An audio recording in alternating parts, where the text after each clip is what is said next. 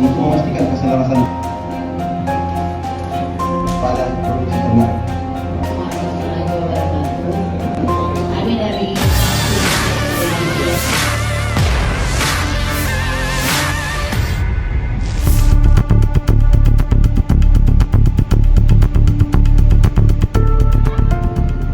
Rapat paripurna DPRD Sulawesi Selatan berlangsung sederhana di kantor Dinas Bina Marga dan Bina Konstruksi BMBK Sulawesi Selatan di Jalan AP Petarani pada Senin 8 September 2025 pagi. Ruang rapat paripurna terletak di Aula Dinas BMBK, tepatnya di lantai 2, bagian kiri gedung. Puluhan anggota Dewan duduk di kursi lebih kecil dibandingkan kursi di gedung DPRD lama. Mejanya pun lebih sederhana, ditata memanjang, dibagi ke 5 baris belakang. Tidak ada lagi mikrofon di tiap meja anggota dewan.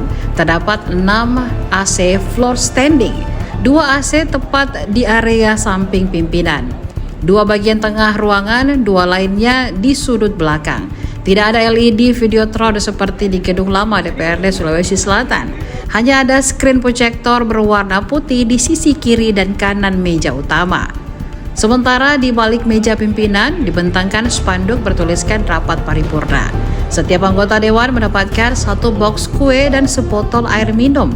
Sementara itu jajaran kepala organisasi perangkat daerah OPD duduk di bagian belakang.